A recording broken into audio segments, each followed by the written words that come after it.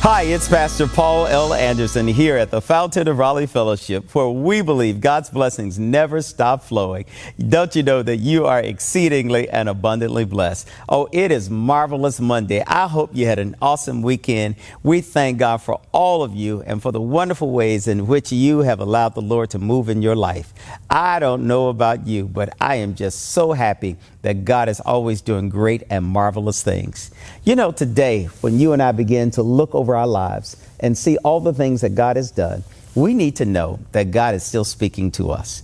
You know, today I called your attention to Acts, the 5th chapter, verses 12 through 14, where we begin to see how God does great and marvelous things through and by his apostles. You know, those apostles were those men and women that God had handpicked. Those the ones that God did great and powerful things with them. They were part of the 120 that were up in the upper room. They were there on that day of Pentecost when the Spirit fell.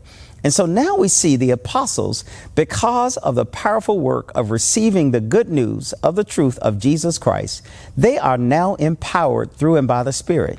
And through this empowerment, these apostles are now performing many miraculous signs and wonders among all the people around them.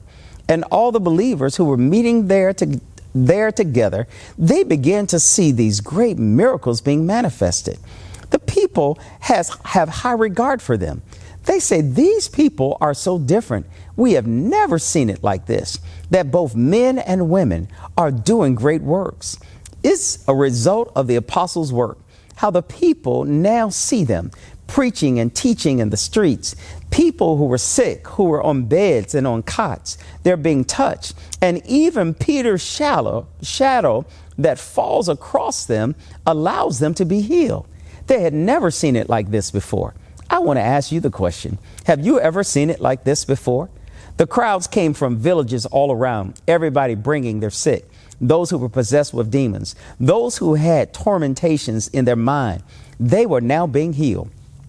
It was only because the apostles were filled with the Spirit of God. Today, I want to invite you, position yourself as I try to position myself, that we can be filled with the Spirit of God, that God can use us to do great signs and wonders. Wouldn't it be a great sign and wonder for us to be able to rid this world of homelessness?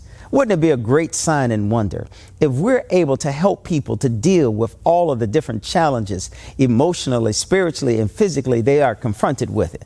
Wouldn't it be a great opportunity for you and I to be moved by the Spirit of God, that we can bring about healing spiritually, mentally, emotionally, financially, in the lives of people around us? See, everybody in the villages and everybody in Jerusalem, we're now talking about these people.